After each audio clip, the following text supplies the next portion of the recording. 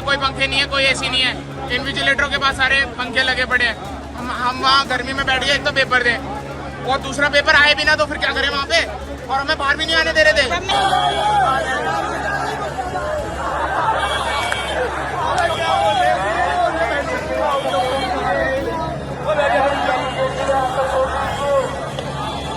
एक बच्चे को मेंटल बता के इन्होंने बाहर निकाला। मैं तो सीधा लिख के आया हूँ कि आप फेल हो चुके हैं, ये सिस्टम फेल्ड है, मैं बाहर आ रहा हूँ। और इन्होंने बोला रिगार्ड्स लिखिए, मैंने कहा कोई रिगार्ड्स नहीं।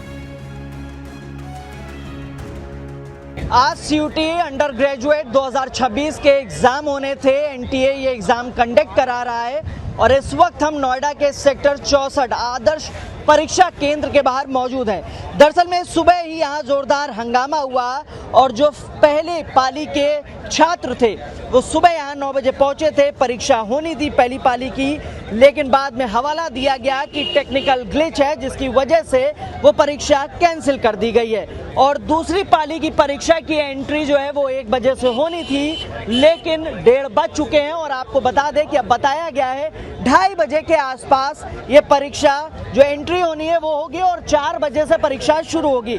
तमाम जो पेरेंट्स हैं वो दूर दूर से आए हैं, बच्चे आए हुए हैं और जो पहली पाली के आपको बता दें बच्चे हैं वो वापस लौट चुके हैं। और हमारे साथ यहाँ पर कुछ पेरेंट्स भी हैं जो बच्चों के साथ यहाँ पर पहुँचे हैं। पहले पेरेंट्स से ही समझ लेते हैं। सर कहाँ से आए हैं आप? मैं बल्लभगढ़ से। बल्लभगढ़ से।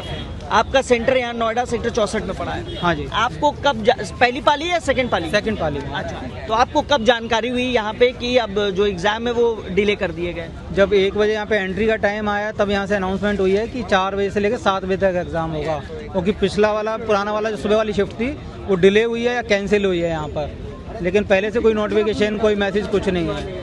डिले होने की वजह कुछ आप लोगों ने यहाँ सेंटर पे बातचीत की हो? कोई बताएगा ही नहीं यहाँ पे क्यों कैंसिल हुआ है, क्या है, जो भी टेक्निकल रीज़न होगा, आई डोंट नो, कुछ भी होगा यहाँ पर, लेकिन रीज़न नहीं बता रहे। अभी जब रीज़न हो सकता है अगर फर्स्ट पाली का टेक्निकल कैंसिल हो गया तो 4 से 7 का भी क्या भरोसा है। लोग कितनी दूर दूर से आ रहे हैं, धूप इतनी बढ़ रही है, कोई देखने वाला नहीं है कि क्यों कैंसिल है, क्या है, कुछ पता नहीं चलता है।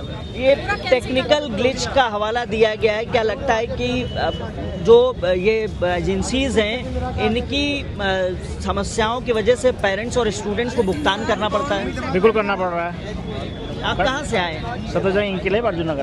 अच्छा, दिल्ली। मैम आप कहाँ से हैं? मैं सफदरजंग इंक्लेव अर्जुन नगर से आया। इन्होंने कोई भी नोटिफिकेशन नहीं दिया। एट ए टाइम हमें पता चल रहा है कि जो हमारा 1 बजे का टाइमिंग था अब 2:30 इन्होंने एंट्री किया है। ना कोई भी बताया है कि मतलब ऐसा क्यों हुआ है, कोई भी इंफॉर्मेशन नहीं है। अब आप ये सोचिए ना कि हम लोग पेरेंट्स कहाँ कितनी दूर दूर से आए हैं और यहाँ पे बच्चा भी परेशान हो रहा है, एग्जाम का प्रेशर, देन उन्होंने टाइम भी बढ़ा दिया है। तो कुछ तो करना चाहिए ना। नीट से भी इन लोगों ने कोई सबक नहीं सीखा। अभी बताइए ना क्या करें, आम जनता तो परेशान हो रही है।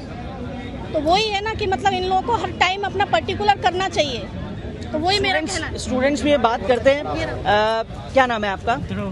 ध्रुव। ये बताइए, तैयारी करते हैं, साल भर लोग तैयारी करते हैं, उसके बाद आते हैं, एग्ज़ाम्स देते हैं और फिर जब सेंटर के बाहर पहुंचते हैं तो जानकारी होती है कि जो एग्ज़ाम डिले कर दिया गया, पहली पाली थी वो कैंसिल कर दिया गया।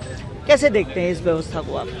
बहुत ही निराशाजनक बात है, क्योंकि ना अगर आप एग्ज़ाम पर कैंसिल कर दोगे तो सारी मेहनत चली जाएगी बच्चे की। अब एकदम से उसको पता चलेगा कि एग्ज़ाम कैंसिल हो गया तो उसके लिए तो वही होगा, मतलब टेंशन, उसे बहुत ज़्यादा टेंशन हो जाएगी। अब एक्सर्शन होता है, हाँ, मेंटल प्रेशर भी रहता होगा, क्योंकि तैयारी करके एक फ्रेश मूड से आता है बच्चा और उसके बाद पता चलता है कि जो है डिले एग्जाम अभी और इंतजार कॉन्फिडेंस वैसे ही चला जाएगा अगर आप कैंसिल कर दोगे। अब फिर आगे फिर उसको टाइम मिले ना मिले, कोई और एग्जाम हो उसका एंट्रेंस का तो उसके लिए टाइम ना मिले, उसका कोई और होगा, फिर डिले कर दो किसी और टाइम पे किसी और एग्जाम को होगा, फिर क्या करेगा वो बच्चा?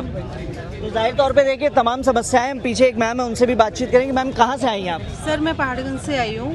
गवर्नमेंट सेक्टर का देखा जाए ना सर, बहुत बुरा हाल है। कल मैं एसडीएम ऑफिस गई थी, वहाँ भी ये जो सर्वर डाउन का है, कल मैं 4 घंटे सर, मैं 12:30 बजे के खड़े 3 बजे तक वो लोग अपना उनका वो ये टाइम नहीं देखते कि हमारा सर्वर डाउन था कि हम 1 घंटा एक्स्ट्रा काम कर ले।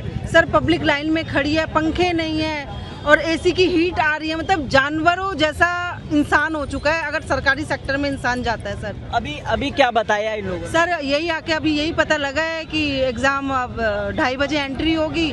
धूप में बच्चे आ रहे हैं, मेंटली बच्चे अपने आप को तैयार करके आते हैं कि हमारा इस टाइम एग्जाम खत्म हो जाएगा। सर सब जगह यही हाल है, सरकारी सेक्टर का इतना बुरा हो चुका है। यही नहीं कि शिक्षा को लेके आप किसी भी ऑफिस में चले जाइए सर, बहुत बुरा हाल है। ठीक बात है। अब स्टूडेंट से भी कुछ बातचीत करते हैं। बेटा क्या नाम है आपका? अच्छा, ये बताइए जब एग्ज़ाम देने आते हैं फ्रेश मूड से आते होंगे, अभी जब ये पता चलता है डिले होता है, क्या मेंटल प्रेशर एक्सर्शन बढ़ता है साथ बैठे बैठे इंतज़ार के साथ? बिल्कुल मेंटल प्रेशर बढ़ेगा ही, क्योंकि आप इतने फ्रेश मूड के साथ एग्ज़ाम देने आ रहे हो और सडनली आपको पता चले कि या तो एग्ज़ाम कैंसिल हो रहा है या फिर एग्ज़ाम डिले हो रहा है, तो ऑटोमेटिकली टेंशन बढ़ती है कहीं ना कहीं। तो क्या और भी कुछ बच्चे उनसे भी बातचीत करते हैं। क्या नाम है आपका? जय। ये बताइए जब एग्ज़ाम देने आए, अभी इंतज़ार कर रहे हैं, परिवार के लोग आए होंगे साथ में? पापा। कहाँ से आए आप?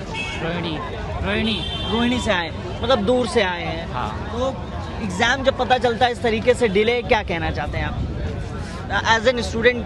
क्या रहता है?